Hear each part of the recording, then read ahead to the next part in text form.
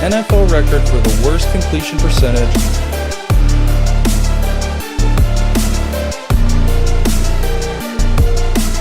This is a game you need to win. This is a divisional matchup against a team you should beat. This is how you stack up wins.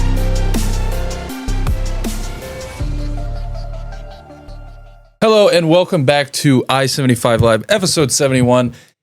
We are filming on New Year's Eve. Hopefully everyone had a fantastic Christmas with family, wherever you decided to spend it. I know Dylan was in Chicago a little bit. Yep. I stayed at home. We didn't really do much, but it was a lot of fun just to be around. But yes, happy holidays. New Year's Eve is today. New Year's Day is tomorrow. Yep, when you'll be watching this, Happy New Year. Happy New Year. Before we get into today's episode, we have a lot of NFL stuff. Me and Dylan's teams, division champs. Woohoo! Round of applause. Bang. I didn't think that was going to happen.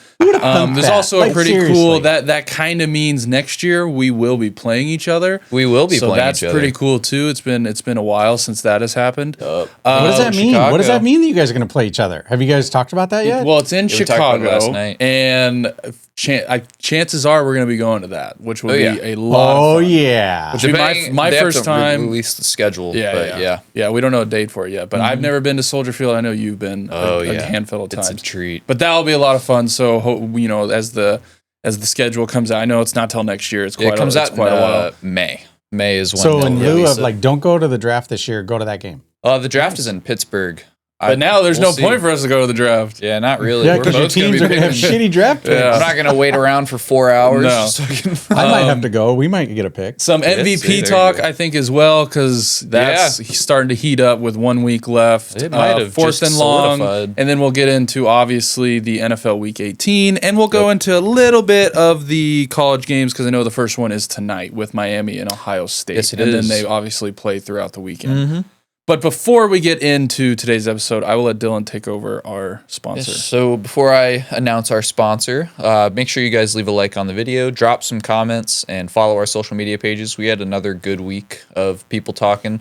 We had some Steelers fans who we posted a video about the Steelers Before the game. and our conversation. Yes, before the game, talking about how it is the worst position you can be in sports. Steelers fans obviously revolt, and then they lose to the Browns. So Rest our I have neglected and just stayed away from going back and just responding to some of you guys just because I feel bad because I've been there. I've been there plenty. Not really, but similar situations and different. And so the Steelers, I think, arguably, probably again the worst team in the playoffs. But regardless, we appreciate all. Well, of the hold support. on. Let's not even say they gotta now beat Baltimore to get into the they do have playoffs. to beat Baltimore. So And that is. I don't know if that's going to happen. And I don't know if think so that's going to either. happen either. Yeah. But this episode is sponsored by CutBet. CutBet is a peer-to-peer social betting platform that allows its users to wager directly with other users on any publicly verifiable result in sports, entertainment, politics, and more. Sign up today using code i75Live and stay tuned later in the show for our CutBet of the week. I will say, last week was kind of a freebie. I did that on purpose. Broncos money line. Who would have thought that was going to happen? This next one, this should be a fun one as well.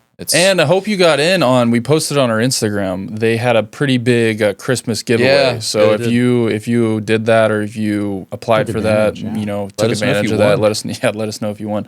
But no, yes, NFL Week 17. We'll go over some of our.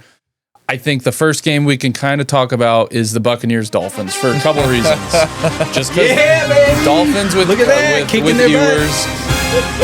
Viewers time. Before we get into the Dolphins, though, I want to touch a little bit on the Buccaneers. The Buccaneers, I said this to you. They've lost I think Collapse. 6 of their last 7. Unironically, I think they're something 1 like and that. 7. Their last since the bye. It's bad. My thing though really bad. with the Bucks that we said way when Baker was winning games, they were 6 and whatever. He was an MVP candidate. He was. halfway through the year, and everyone was cool with him and how he acted and his just demeanor and attitude and all that. And now it's really flipped since they started losing, of people just kind of jumping off that bandwagon, saying, well, he shouldn't be acting like this and he shouldn't be doing this. And it's like, this is why winning matters so much, because if you win, all those things are completely overlooked. No one gives a crap about it. As soon as you start losing, everyone wants to bring it up. their team as a whole, dude, I mean, they just collapsed. I mean, this is like a full-on collapse, and it's just, Ewers had a good game. I mean, he was 14 of 22, 172, and 2 touchdowns. No turnovers.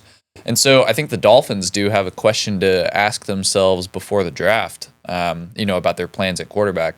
I think regardless, Tua's gone, but I don't know is Mike McDaniel going to stay? Yeah, I think it's stupid. I can't stand, even here in Atlanta, they're talking about keeping Raheem Morris because he won 3 in a row. Like, it should not count this late in the season, even what the Dolphins have done.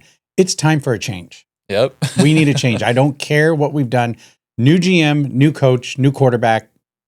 How about a new logo too? So I will say, put the helmet back on the Dolphin. I think what will be a good test. Bring the kidding, man. Dolphin back put on it the back on the Dolphin. Jeez, at least we weren't shitty back then. I will say you guys play the Patriots in Foxborough, so this will be either the final nail in the coffin because we're still playing all of our starters. We're still playing for the 2 seed because we have to win to get the 2 seed, or else we get the 3. Whatever.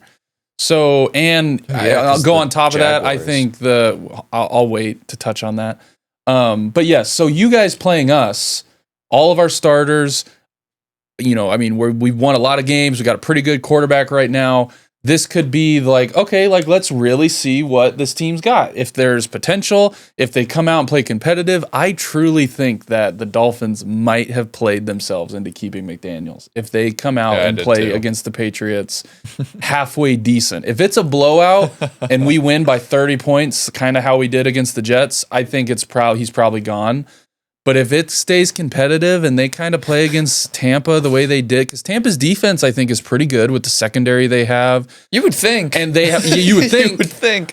But I truly think that the Dolphins have played themselves into keeping McDaniels more than like a Falcons with Morris. Yeah. That's what I think. Well, listen, if you went back to my fantasy team, I called it's Ewers time the whole season, right? Because I wanted Ewers. Now we've seen him. He looks pretty good, not amazing, but pretty good. He's making good decisions. He looked decent. We'll he really see. Did. Now, but maybe him with McDaniels, a few other changes, maybe it works. Because look at other coaches. Yeah. Look at other coaches. Look at Dan Campbell. Here he went from the top to now he's not even making the playoffs. When Ben Johnson, baby. Can you blame that all on him? So I don't know. I'm torn. I won't be upset if they keep him. I won't be upset if they fire him. It's gonna be. I think this game is the we've said it all year of this is the final straw. This is the final test. He's Where's gone. it at? Is it in Miami? It's in Foxborough. Oh, yeah. Good luck. Have fun. Anytime we play you guys this late in the season at home, when it flips around and we play you guys early in the season, so it's warm.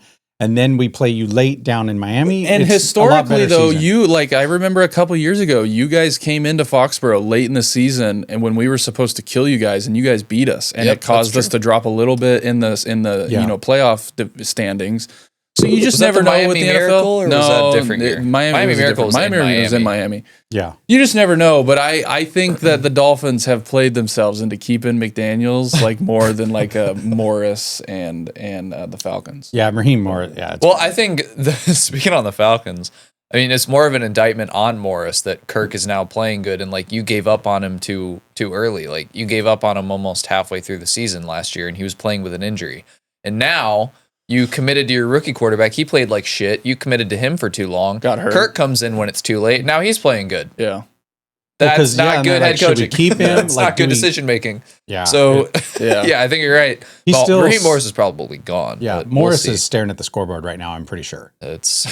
He was when they almost lost that lead. He's so to go on to kind of the Matthew Stafford, Drake May. Look, Drake May, 5 touchdowns. 5 different receivers. First time in Patriots history that a quarterback has thrown 5 touchdowns to 5 different receivers. I think it's anytime you're doing something that Tom Brady never did. Well, that's because they never gave Brady 5 receivers to throw to. Seriously. Well, and he also fed Gronk 2 or 3 touchdowns. Yeah, which why wouldn't you? Nope. No, this is what we were supposed to do to a very, very bad Jets team. Mm-hmm. So I was very happy to see that. Drake May, he was out of the game 5 minutes left to go in the third quarter. He didn't even miss a pass until the second quarter. I think he had a 90% completion percentage. Yep. 2 games this year with 90% completion percentage. The rest of the league has 0. No, he's been crazy. If anyone, I know everyone kind of is wow, the Patriots, this wasn't supposed to happen. This was supposed to happen to my team, and it only took him 5 years to get another guy. But to go into kind of the MVP conversation with Matthew Stafford having 3 turnovers, Drake May, the question, who deserves, because I think it's between those two guys. The way Josh Allen kind of played, definitely he's out of it. It's got to be between Stafford and Drake May at this point. Do you think Stafford gets it just because seniority, or are they going to give it to? I honestly will say Drake May has been doing pretty much damn near identical stats with extremely way less talent. I mean, less proven talent at least. Matthew Stafford's throwing to Puka. Devontae Adams. Williams, they have a very, very good defense with everyone's seen that with Verse and all those guys. Yep. So I think they're gonna take this seniority route and give it to Matthew Stafford. I really do. With Stafford, for the most part, I think he's had 2, if not 3, different games where he's had 3+ turnovers, and I think that's been the reason Seahawks, they've lost. And then this past one against the Falcons. And the Panthers. So there you go. Oh, okay.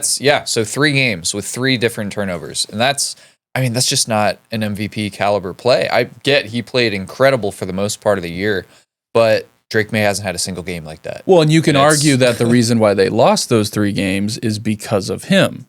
So there's the argument there. The only one, because I know Drake threw 2 interceptions against Pittsburgh, and then he had one against Pittsburgh, and then the rest were fumbles. Yes. Yeah, and then the Bills game, the second time y'all played, I think he had a turnover or 2, and then he did. It was kind of like a punt. It was like a punt turnover, INT kind of. So he really hasn't if the MVP award means anything at all anymore, then Drake May is going to win. He has to. He's leading in odds now after those 2 games, and so. Yeah, I would give Drake May the MVP. I don't care that he's a second-year quarterback. He should win it. And then Caleb next year. But yeah, so to go into kind of the Bears, I think that was a hell of a game. It reminded me a lot of that Sunday night, or I can't remember. This was Monday night. This was the Chiefs-Rams 2018 matchup.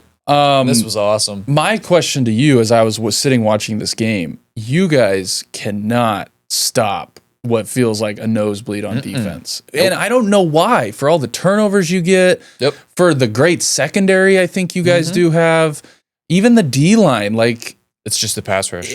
I don't know what, even just watching it, trying to figure out what is wrong and why they can't literally stop anyone. And I know Brock Purdy was on a heater, and Brock Christian Purdy McCaffrey is playing just out of his mind right now. But this is not the first time where it's felt like the Bears have not been able to stop anything. It's the pass rush. Just purely, it is the pass rush. I think we cannot get pressure on anybody. And we do get sacks here and there, but they're coverage sacks for the most part. We're not getting any QBs unless they just have a putrid offensive line off schedule at all. And Trent Williams went out after the first play on the Sunday night game. Yeah. And so it truly is that. We've shown, and this game on Sunday showed, we can compete with anybody.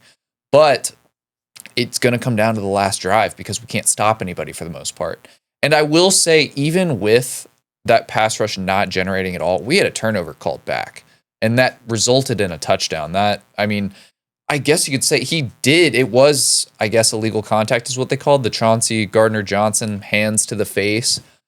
But yeah, that resulted in a touchdown. That was the difference. And that would have been our second turnover. Notorious, I think, every time we've had multiple turnovers forced this year, we've won every single time. Well, it was one possession. You also had those 2 personal foul penalties on the last drive where that was 30 yards right there. They were in field goal range, but they were able to score a touchdown. And even then, we were on the 1-yard line. And the ball is a yard away from being completed. Caleb is literally just backpedaling and still somehow gets it to an inch of being caught. And so I was not mad about that game at all. And I can't say necessarily that, if we do lose in the playoffs, it's going to be because we could not rush the passer. Quarterbacks were on schedule the whole time. And it's just, there's not much you can do even with a good secondary. So who are you guys slated? If you guys win this week, you guys play the Packers? Regardless. So before we started filming, you guys play the Packers 3 times. In Chicago. And if you will remember, Ben Johnson has been kind of notorious, and this kind of went on as a meme after we lost to the Packers the first time. that in Ben Johnson's introductory press conference, he said specifically that obviously he wanted to stay in this division first off because he loves how competitive it is, but he also was on record saying he enjoyed beating Matt LaFleur twice a year. And after we lost the Packers the first time, the internet just had a frenzy. Yeah. I would love for him to be right, just accidentally, and still beat Matt LaFleur. Beating him in the year. playoffs would be real. If I was a Bears fan and just the Packers and how they all interact with each other, it would be really great if I was a Bears fan. And so before we started, Philly is resting a lot of their starters, even though the 2 seed is on the line. If we lost and Philly won, they would be the 2 seed. But they're resting their starters against Washington, and they still may win. Yeah. And Ben Johnson has come out and said that they are. Starters are playing. They have something to play for. They want 2 home playoff games, bare minimum. And so, yeah, it'll be the Packers week 1 in the wild card round. And there is a playoff game on my birthday. There's one Monday night. And so that would be pretty cool. Hopefully we don't lose. Yeah. No, look, looking forward to it. My other question to you, and then we'll wrap up the Bears, is, and the broadcast kind of said it. And at first I was like, he said it. It was Chris Collinsworth, and I was like, okay, I'm going to pay attention to it. You probably already know what I'm going to say. I do think Caleb, he has these passes to where it's just like, holy shit, like that was wow, very. I don't know how he did that. And then he has some where it's like, okay, you just made that one. How did you not make that one? Is that concerning at all, or is that? No. Every quarterback does it. I was watching even Stafford. Stafford had plays against the Falcons where it's just like, how do you not make that throw? The last drive, do you not remember Xavier Smith was wide open? And it would have been a touchdown. He overthrew him. That would have been a touchdown. Yeah. And so, no, every quarterback does that, except Drake May, apparently. 90% completion percentage. Yeah. It's hard to hit every throw. And that one that he was talking about, that was a touchdown, I think, if he doesn't miss Duvernay. But he's rolling back, and he's got 2 people in his face. My thing is he definitely could have made that throw if he just stayed in the pocket. Yeah. Because if he just eats the hit, he can get it there, and there's nobody there behind him. But I guarantee you he saw that on film, and he's been very aware of all of his mistakes after the fact and adamant on not making the same one twice. And we'll see. I'm glad. I said it for you guys last week. I'm glad that this didn't happen in the playoffs. Yeah. This is, this is a potential NFC championship, preview. Yeah. And this game was awesome. The last thing, though, Caleb Williams, 270 passing yards, Chris, away from being the first 4,000-yard passer in Bears history. Ben Johnson's going to make sure he gets it. I think so. They've got a great matchup. But onto the 49ers, we talked about this. I think Kyle Shanahan's coach of the year. I do too. Seriously. I don't think any of the new coaches get it. Kyle Shanahan has to win. Especially if they win against Seattle for the 1 seed. Have to. Purdy was out for half the season. Everyone. Fred Warner, Nick Bosa, Kittle's missed time. Their first round pick. It's so many people. Pearsall's missed time. Yep. Ayuk hasn't played all year. Yeah. Trent Williams. I would agree with that. I think coach of the year deserves to go to Shanahan if they get the 1 seed. 100%. And I don't know if Shanahan's ever won it. But if he hasn't, there is no better time to give him this award. Yeah, He's deserved it for a long time. He needs to win the Coach of the Year this year. Completely agree. Even with Ben Johnson, even with Vrabel, even with Liam Cohen, seriously, he's doing so much. There's a lot of great stories this year, but I think the Kyle Shanahan, I would agree. Oh, yeah. But on to 4th and long, baby. Here we go. 4th and goal. 4th down and 20. 4th and 21. Not the way you want to try to extend it. With all the Christmas and fantasy, and I'll tell you, I've never. Speaking of fantasy, can we just give Dawson a round of applause? That's where we're gonna start. Fantasy actually, champ, Dawson. That's Coltrane. right. I want to start with fantasy today because Dawson, can you? Hold on, let me show you. Can you just? My phone? Yeah. So Dawson won some cash. He won some money. Can you just explain to us that Venmo message right there? Here, show that to the camera. Show that to the camera, Dawson. So $550. So here's the question: what was it like watching that Monday night game? Because we talked. So explain what happened. Yeah, so everybody knows. So the viewers know how this ended up. I'll start it from the beginning of the way. So I had Henderson on my team. He was because it was a super flex league, double flex. Mm-hmm. And with anything, some especially in the championship, like the kicker, the defense, like that stuff. Like it could come down to a couple points. It did. And thank God I did what I did. But no, I had Henderson and Stevenson was on the waiver. Mm-hmm. So I was like, hey, this is great. I'm going to pick up Stevenson. If Henderson doesn't play, that's a RB1 against a terrible Jets defense that I'll be able to start my flex because I had Saquon, Cook, and ETN. Yep. Those were my 2 running backs and then my 1 flex. Little did you know that one decision would have... Little did I know the decision of me picking up Stevenson and me deciding to start Stevenson over everyone starting Henderson because he got healthy won me the week because I went into Monday night up 44 points against Bijan. And I was like, look, Bijan's great.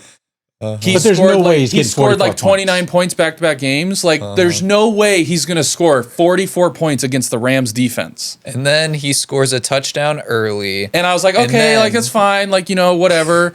And then he gets the 97-yard touchdown. And I was like, okay. So I'm up by 16 at halftime. And I was like, 16 points, that's a lot. They're up by 21. They might just try to take it easy, let Algier get some carries. And then the Rams start coming back. And they block the field goal. And I was like, oh, no. Oh, no. And then they got the interception. And I was like, please don't step out of bounds. Like, please say he returned it for a touchdown. Stepped out of bounds. I was like, fuck, they have the ball at like the 50-yard line. Yep. Bijan might score. And I was like, okay, he cannot score again. Like, as long he can get yards, he just cannot score. So it ended up, they got the first down. They were killing the clock. And I was like, please, dear God, make this field goal. Make this field goal. I cannot do overtime. No overtime. You were only up by that field goal. I was up by 6. Yeah. I was up by 6 points when they were kicking that field goal. So if it went into overtime, I probably would have been screwed. Yep. Whether that was a touchdown or a few catches. But it was literally like they knew. Like, he got the ball every single play. Yep. Like, even when it was like spread out 5 wide, he was still locked in on Bijan. Like, no Kyle Pitts, Kyle anything. Pitts had like 2 catches. Drake London had like one target. And I was just like, literally it feels like the only person on your team right now is Bijan.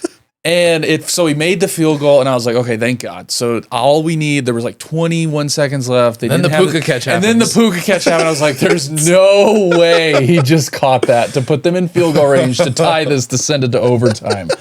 And they were showing all the replays, and I was like, holy shit, that's a catch. I'm screwed. And then they showed the back sideline the sideline view of it, and I was like, let's go! Yes, he didn't catch it. Yeah, baby. So, yeah, to be quite honest with you, though, I was... How close were you to shitting your pants? So, look, and I wouldn't have taken it like as serious as it was if it wasn't our big money league that we do.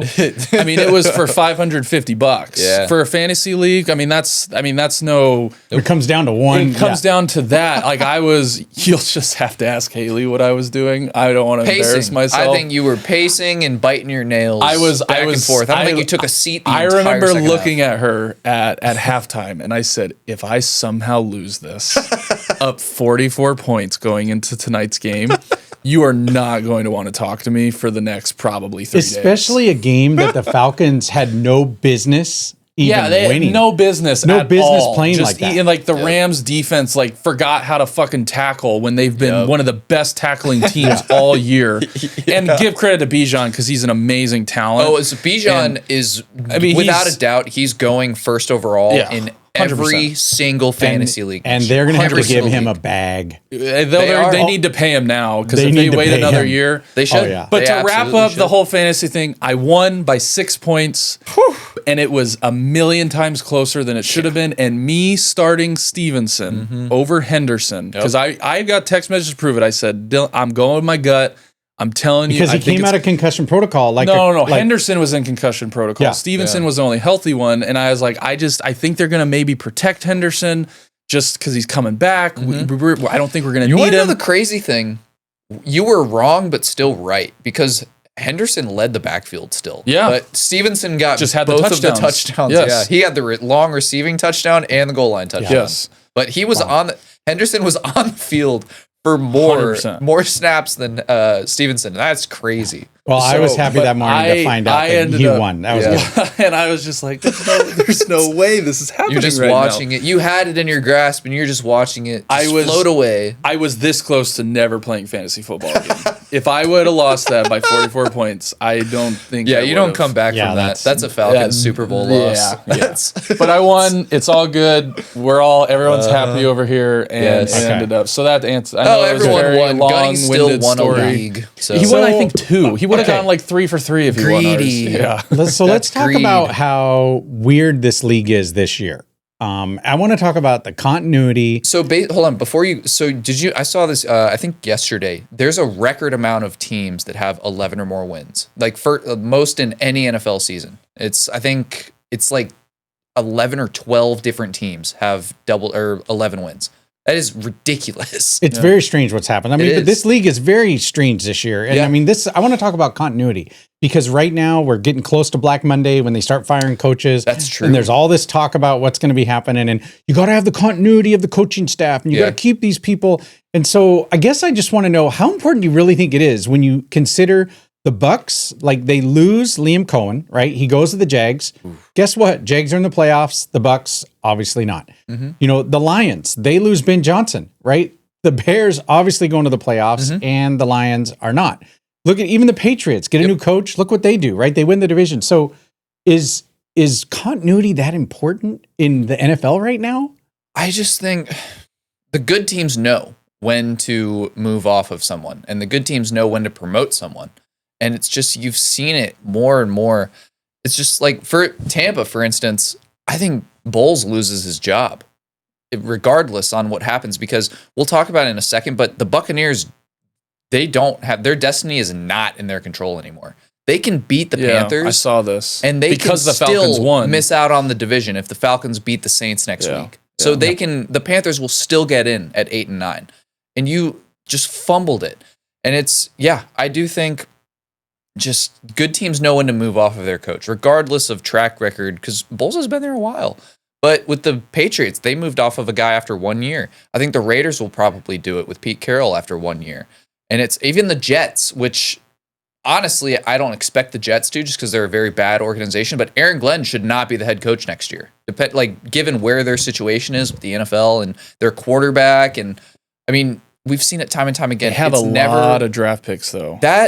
But would you trust him with that? I don't know why you wouldn't marry someone completely with that new quarterback instead of just you saw what happened with Justin Fields. He really just threw him out after half a year.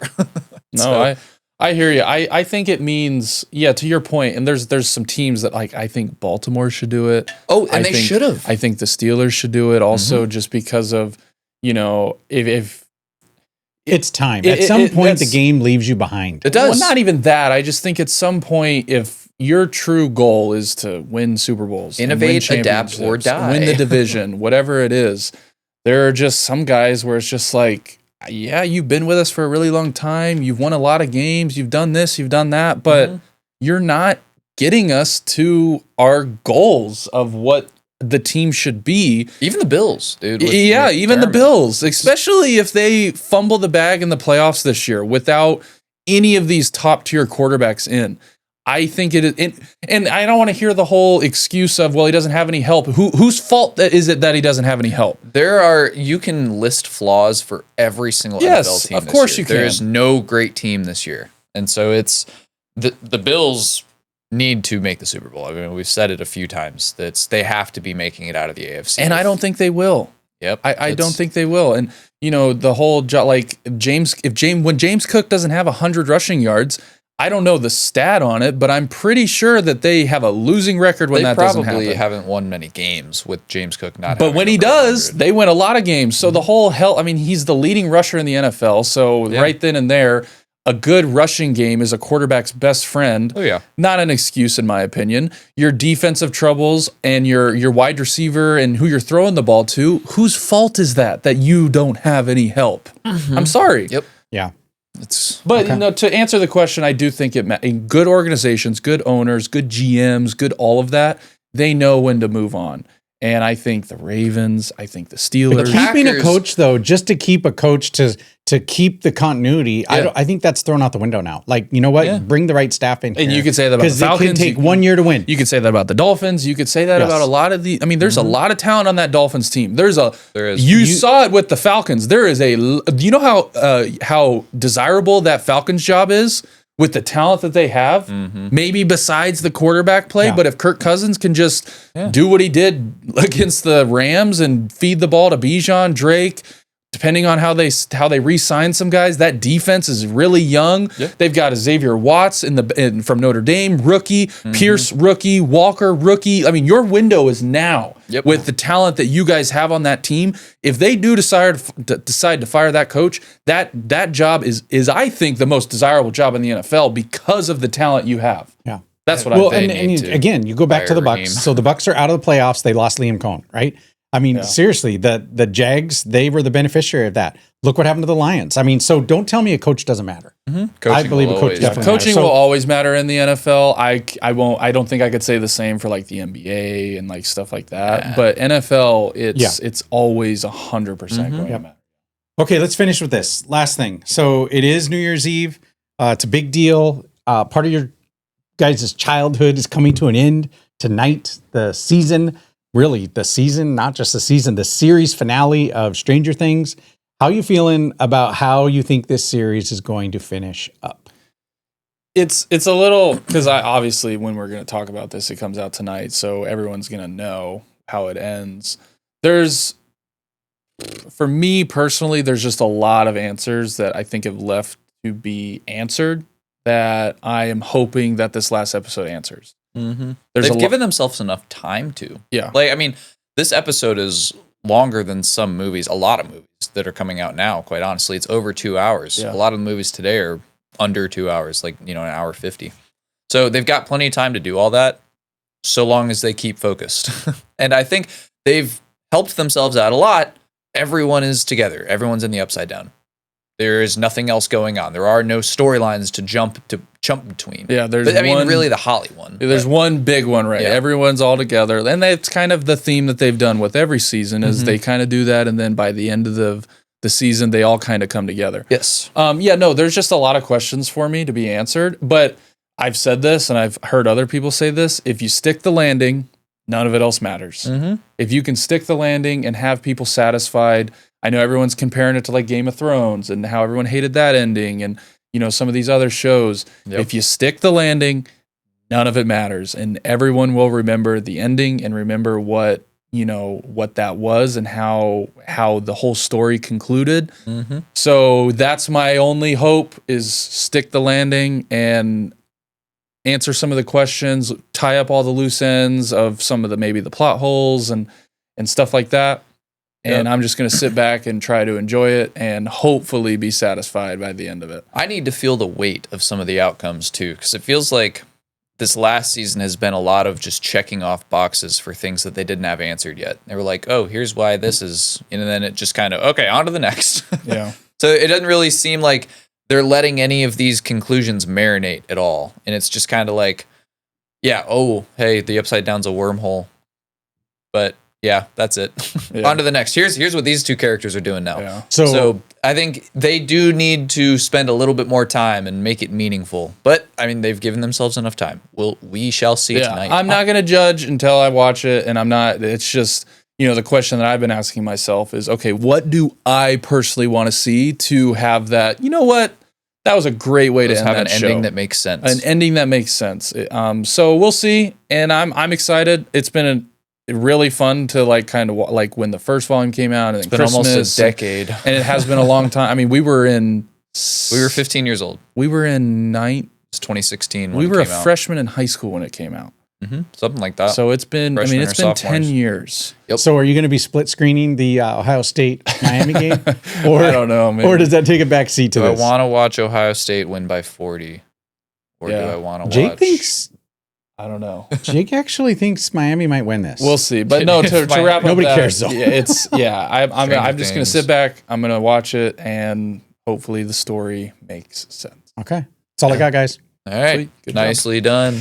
So to kind of go in, like we mentioned, the last two things for today's episode, Week 18 preview, some of the big games. Playoffs? Not a ton, but there are some that kind of matter.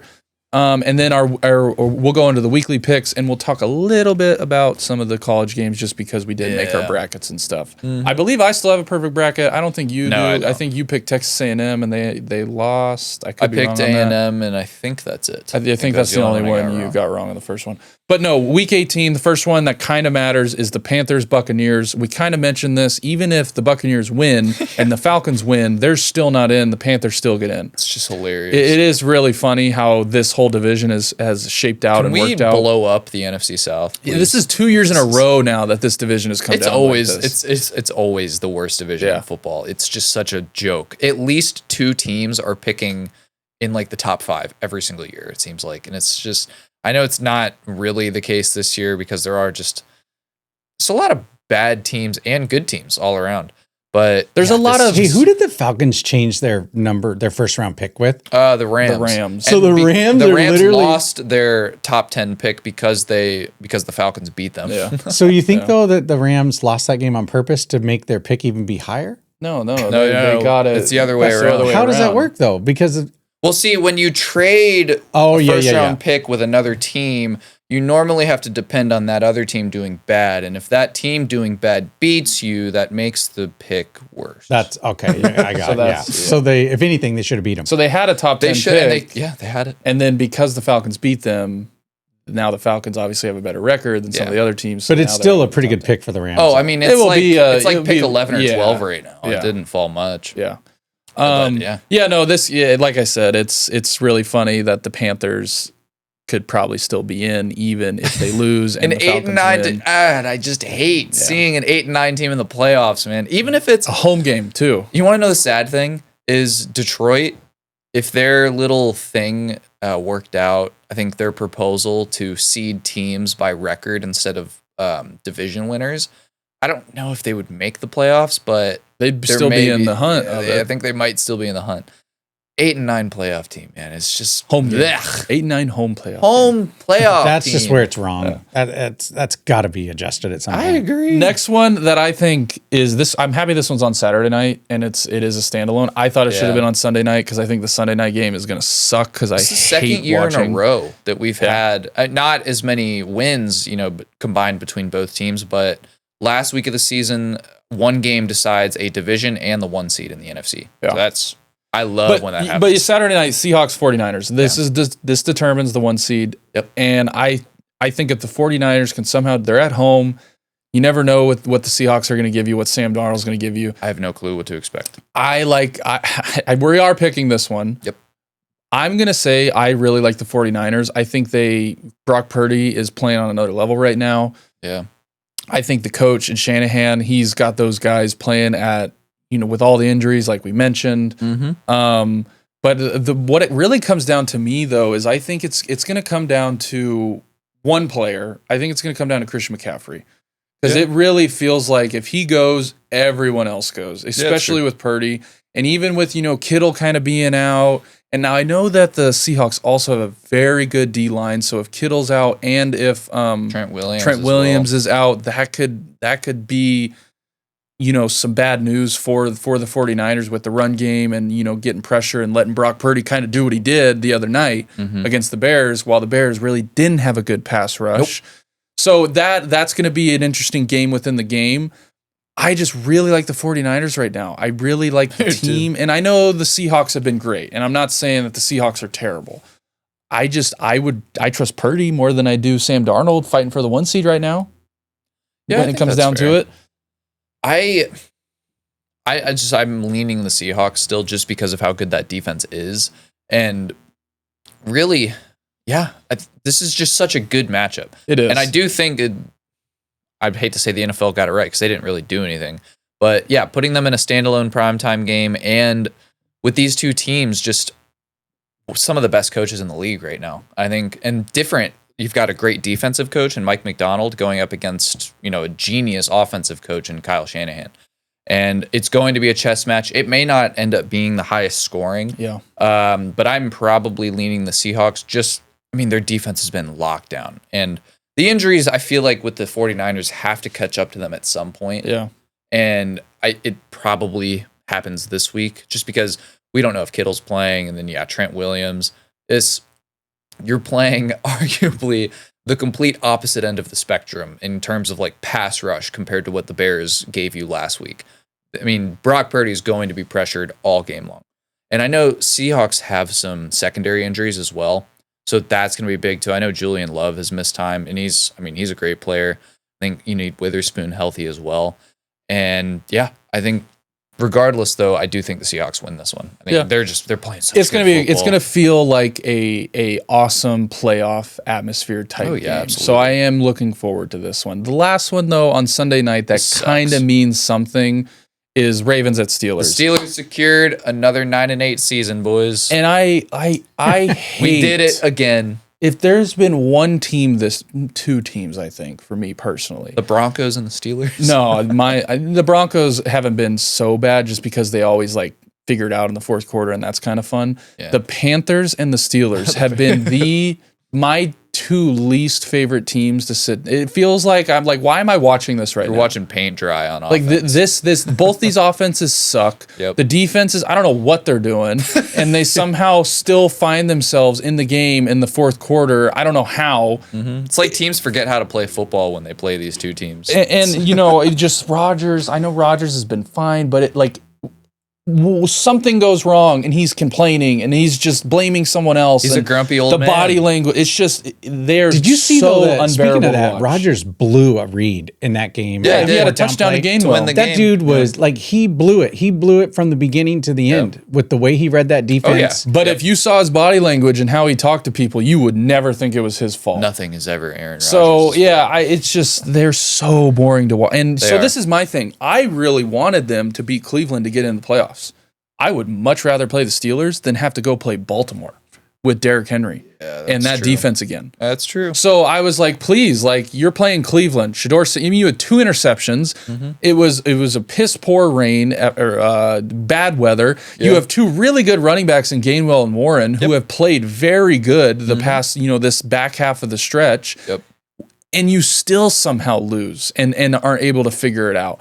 Well, they were more worried about Myles Garrett said it after the game. And you could tell during the game, they were more worried about Myles Garrett breaking the sack record than making the playoffs. It's just, that was very clearly their point of emphasis all week was don't let Myles Garrett get sacks, regardless of what it does to our offense.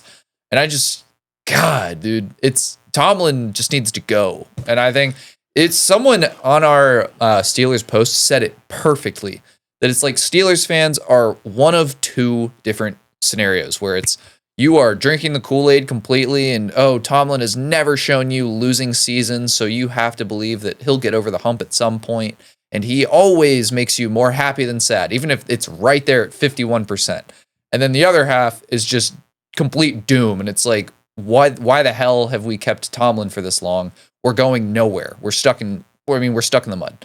And it's just I can't say that I've had a fan base or seen a fan base just be that completely divided. Well, and it was funny because we had that comment, and then if you look at all the other comments, it was exactly what that comment said. Yep. Of Steelers fans I drinking responded the Kool-Aid. To that guy, and I was like, you could not have said it better. Yes, I can. And that's where the continuity, though, of the ownership, they must feel continuity is really important. Mm-hmm. Well, and it's fair. But it's like that. Like if you don't innovate or die, and if you're not willing to change because you're not reaching your ultimate goal, which is to win the division, win Super Bowls, go to playoff, have playoff runs. If that's not your goal and your coach isn't doing that, I don't care how many winning seasons you've had. Mm-hmm.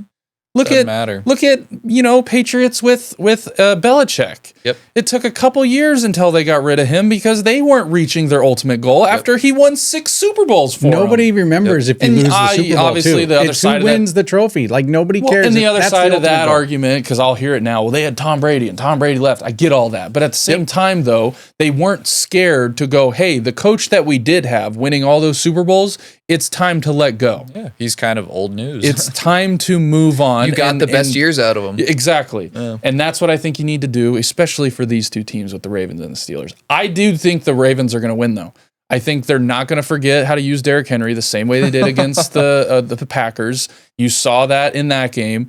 And I don't trust the Steelers offense. I think the Ravens defense is pretty damn good with the secondary, with Hamilton, with their linebackers. Yeah. It sucks because I would hate to play the Ravens again, especially in a playoff situation with Lamar. If Lamar's even healthy, I don't know. That's all. I mean, there's a whole story coming out that like if Lamar isn't healthy, like doesn't play and they lose, he probably played his last game as a Raven. Yeah. And I've heard Miami come up. He's from Florida. And so, I've heard that too. Ooh, that would be interesting. Also, that Indiana quarterback's from Miami. Just imagine McDaniel calling a Lamar offense because his best feature, McDaniel knows how to run the football. Just give him a quarterback that makes it easier to run the football. I mean, Miami's where I would pick Lamar's that would next fit his style of offense. If not Atlanta, I bet Atlanta's another destination for Lamar as well. They were in the running for him back when he needed a contract extension, and the Ravens weren't giving him anything. Yeah. So we'll see. That's going to be an interesting outcome. I'm probably leaning the Steelers, or not the Steelers, the Ravens. I can't see Pittsburgh really doing something that I haven't seen already yet, and that's just piss poor offense. And without DK too, and Darnell Washington's out as well. I mean, they're fighting without two of their best players on offense. Not going to be pretty. I don't think it's not going to be a game that's. It's going to. I'll have it on, but it's going to end in flames, and the Steelers are going to end with 9-8 a quarterback again, with all this question mark of it's. I hate. Hopefully they don't leave it close because I hate watching the Steelers for a lot of reasons, but just watching their games, it's like watching paint dry. It's so fucking boring. It's so boring. Okay, to go quickly into some of our college games, like we mentioned, Miami plays Ohio State tonight. I have Ohio State winning this game. I do too. I even think if it's competitive in the first half, because everyone's saying, well, Ohio State's had all this time off. Yeah, they have. But, and I know it is college. It's a little bit different than the NFL when it comes to, time off and being a little rusty. I just don't think Miami's going to be able to score enough points on Ohio State's defense. There's a reason why they're as good as they are and have only held, I'm sure that number is still probably under 10. It's still single digits. It's probably around 7, 8 if I had to guess. That's no coincidence. I think they're going to play really good defense, be able to outscore Miami in some capacity. Probably a couple turnovers from Carson Beck as well. I was just about to say Carson Beck probably reverts back to Georgia Carson Beck, which is not a good quarterback at all. So we'll see about that. But I picked Ohio State. I don't think it's really this Oregon-Texas Tech game, though, is very interesting because really I think Texas Tech has a really good defense. Oregon is still, I'd say, pretty young, and they've shown some hiccups, against like Penn State when that game was kind of close. I'm still, I think, going to go with Oregon, though. Yeah, although I do like Texas Tech's defense. And that linebacker that we've mentioned a lot, I think he's going to be a great NFL player. Oh, yeah. Of the one that his wife is always in the stands, jacked and cheering. I think he's number 10, I believe. Yep. I can't remember his name right now. No, I think this will be maybe the most entertaining or just the most I don't really know what's going to happen. I don't know what Oregon I'm going to get. And I don't know Texas Tech, they've never been in this situation before. On my bracket though, that we posted, I did pick Oregon. I'm still going to stick with that. Yeah, I did too.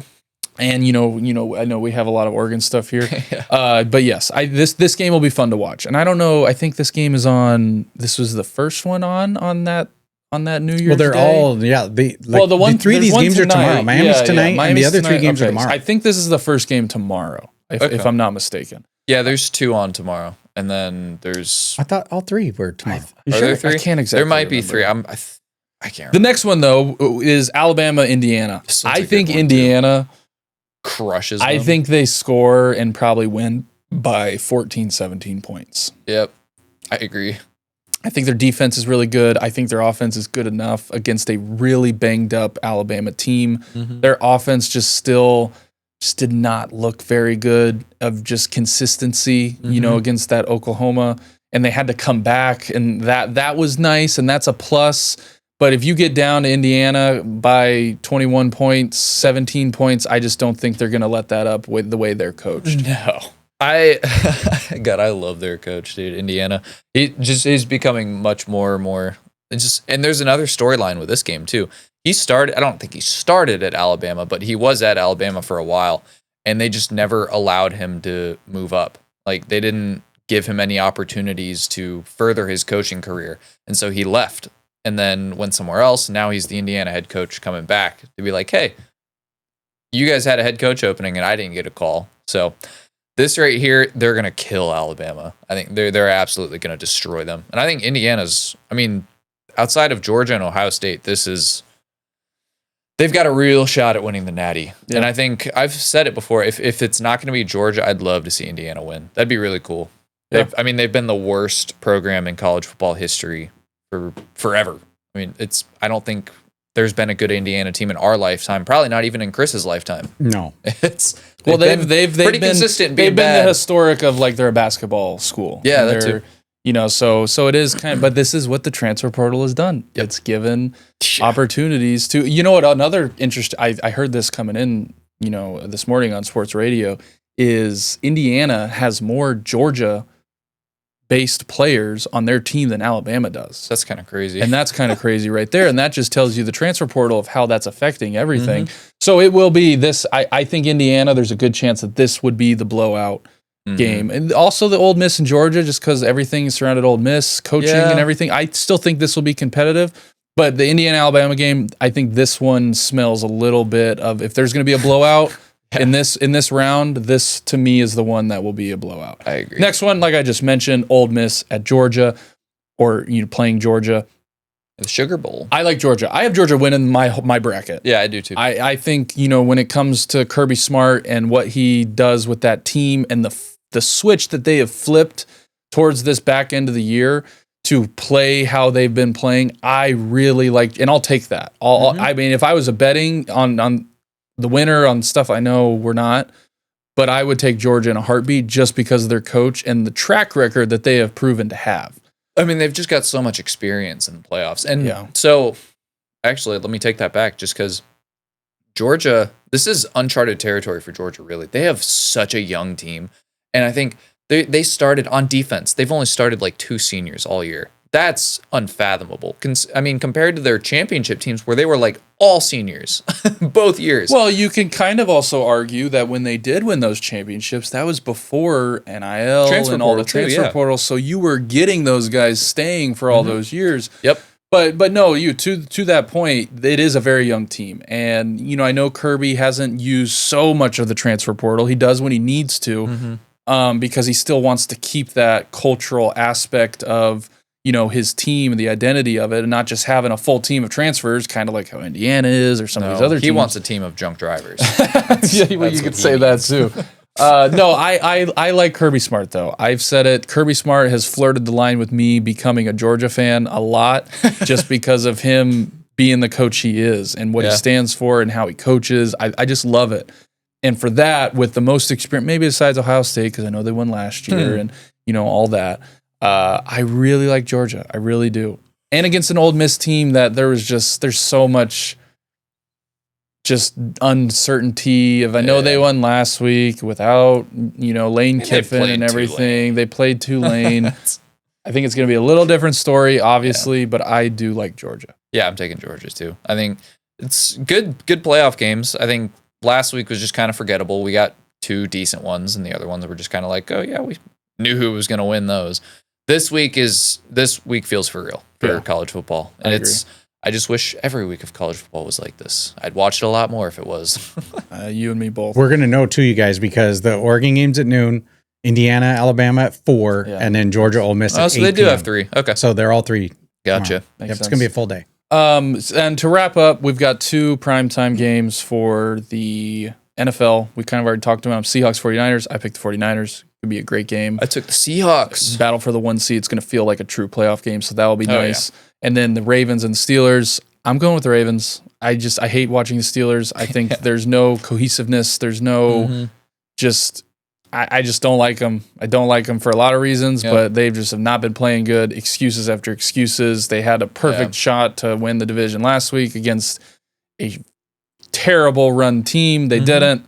Give me the Ravens this week. Yeah, I'm taking the Ravens too. I mean, Steelers are probably, it hasn't come out yet, but they may be without TJ Watt again after that freak accident with the collapsed lung. But yeah, I think Ravens probably win this. It's almost better if Lamar doesn't play because the Ravens don't have a reason to not give Derrick Henry the ball. Yeah. He had a career high in carries last Saturday. Wow. It was 36. Look at that. And look what happened. We've been saying it for almost a year and a half. Jesus now. Christ. It's like, it's just crazy and just bewildering to me that we can sit here and realize and just see what works for an NFL team. Be like, hey, maybe you should do that more, or figure out ways to look like you're doing something else, but really just keep doing that. Yeah, I don't. And they just can't figure it out. And they just they're outsmarting themselves, or their ego gets in the way, and they're like, oh, you know what? I look too one-dimensional. I need to change it up a little bit, or just so people think that I can do more than just this. Change my running back because we got to split. And okay, that's how you lost the Patriots game. So. Yep. Jesus. Go on to the bet of the weeks, though. We wrap up every show with this.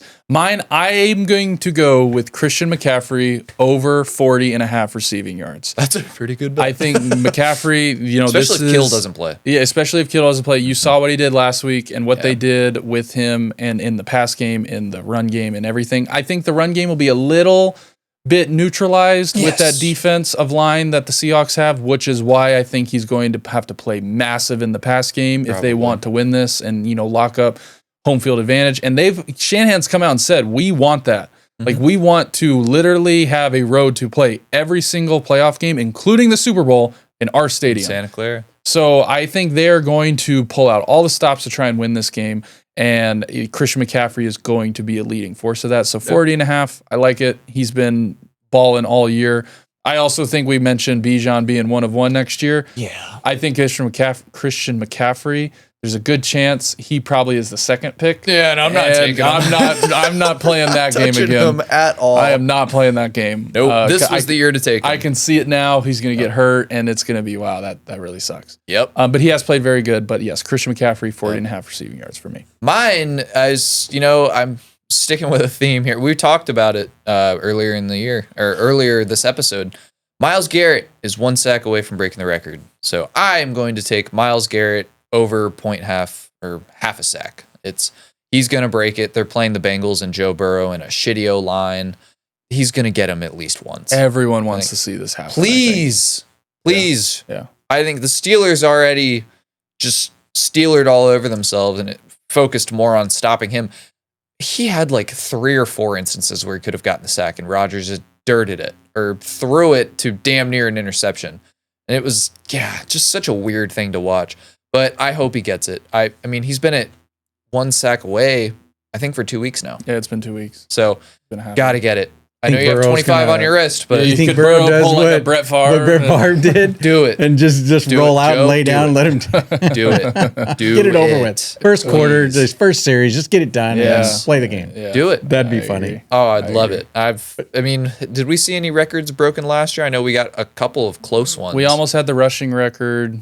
We could have had the rushing record. Rookie They just chose not to. record. I know that. I know we saw Trey McBride broke the all-time receptions in one season by a tight end last week, so that was kind of cool. I know there's Jerry Rice is safe. I know there's a lot. Jerry Rice is safe. I know there's a lot of incentives going around of players that need like one more catch. The list is huge, which goes on every year. And I know that's one of my favorite things betting. to watch for Week 18. I know that's big for betting. If people will bet on. I wonder if Jerry Jones is going to pull guys so they don't. Like he did. He does every year. They said Dak is playing, but they don't know how much he's going to play. Probably right up until where his bonus is at, then they'll pull. Yeah, like 1 yard left. That's what he did with. I think wasn't it like Cooper Rush? Yeah, a couple years ago. It was like half a quarter. He had to like play. We didn't do it on purpose. We weren't aware. Bullshit, you weren't. He had to play a percentage of the snaps, and I think he finished like 1 or 2% because they pulled. But if he would have played that last, it was like game, 1 more snap. Yeah. I hear you. Just ridiculous. The cut bet of the week, though, we are going to go with the Bears Lions over 50.5 point total. No defense will be played this week again. And the Lions offense, I want to say they've been really good, but it doesn't feel like they have. Well, they crushed us when we played in week 2. That is true. Like, they did. Crushed us. And it was a good game for the first half. The first half, right at the end, they scored a touchdown that, 1, should not have been a touchdown, but 2, only got, put into position with that touchdown because of a really bad penalty. And so I do imagine, especially with the Bears playing for something, that 1, we're going to win this game, but 2, it's going to be, the Lions just, that's the persona they give off with Dan Campbell. They're not going to bow down to anybody, and they're not going to take a week off. And so they are going to be firing on all cylinders, at least as much as they can. Our pass rush isn't good, so Goff will be clean. I know they've had some O-line injuries as well. And the Bears still need to win, too, to lock up that 2 seed. So the Eagles, with them resting their starters, it's a little less important. So I could see a situation where... Do they play at the same time? I'm going to look that up really quick. So I have it right here. Because while he's doing that, I mentioned to you, I think it's absolutely... Yeah, they both play at 4:25. I think it really pisses... Because the Patriots still had a chance at the 1 seed if the Chargers beat the Broncos. Yep. But Broncos aren't playing Justin Herbert. And Trey Lance is starting. It's really... That to me, I just want to be like, really? Yep. Like... What I know, Herbert's been hurt. What if He's Trey been Lance dealing with still injuries. Beats them? Be awesome, but I was still holding out. But it was great because now they played at 1 and the Patriots play at 4. Yeah. So it was kind of determined of, hey, if we win this game, we're playing the Dolphins. We get the 1 seed. So now that's probably not going to happen. A little bit pissed off about that, just how they've kind of handled it. To where now I hope that the Chargers just get blown out their first playoff game, just for that. Gonna be hate watching. 100%. So that's my little touch on that. But I think Bears Lions. There's a good chance of that game because both these teams they're playing. Lions are playing for pride. They're not going to go down with Dan Campbell at the helm. Nope. Just they're not going to roll over. Did you see him at the podium when they asked him that question? And it's Ben Johnson. Let's not forget. It's still Ben Lions, Johnson wants Bears. to beat them at least once. 100%. Yeah, 100%. This game matters to him. Different team versus week 2. This is going to be different. Oh yeah, this is I have a feeling it's going to end with a Bears win, just because the Lions are just not playing. It's in Chicago. The Lions. Jared Goff's in the cold. Yeah, but yes, there's going to be a lot of points scored. This means a lot for both teams. It does. I think it does. This could be like the most meaningless game. Yeah, of the week of just pride and ego getting in the way.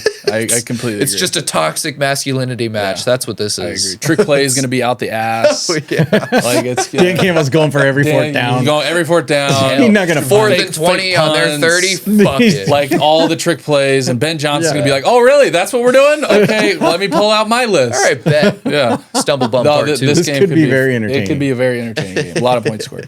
But no, yes. Again, like we mentioned, hope you had a good Christmas, however you decided to spend it. Happy New Year. Happy New Year. Enjoy Stranger Things. I could imagine a lot of people. Hopefully, we're all satisfied. A lot of people watch that show. Hopefully, we kind of get out what everyone wants to get out of it, being that it is the last time we'll ever see these characters all together. Where's the Drake May jersey? Oh, it's at home. I did get it though. It is. Yeah, you're been welcome. Acquired. It has been acquired. I heard he cried when he opened it. It has been acquired. So first game I wore it on, we beat the shit out of the Jets. I wouldn't have it any other way. I didn't realize though we could have taken his old jersey sitting right over there and literally just put some masking tape on the back and changed the name. Couldn't realize they were rolling the same number. It'd still have the bad juju. It had the juju on it. You can't. Yeah, the Mac Jones. The Mac Jones juju. But yes, no. Happy New Year. And I hope you had a good Christmas. Be safe, however you decide to spend tonight. Jake, what are you doing tonight? You going anywhere tonight? Or are you watching Stranger Things? You're going to Hawkins? Yeah, we're going to the Squawk. Making sure that the story ends the right way? I see. I got you. And if not, he's going to have a Game of Thrones crash out. Your mom and it can't happen twice. Your mom and me, we're going to Avatar tonight. We're going to Avatar this afternoon. Yeah, we still haven't seen that. Have you seen Avatar yet? I have not. I've heard it's good. We'll let you know. I just haven't. Spoiler. Hell yeah. I'm sure it will be good. Well, anyway, yes, thank you. Episode 71, and we'll see you guys next week. Yes, sir. It's been real, guys.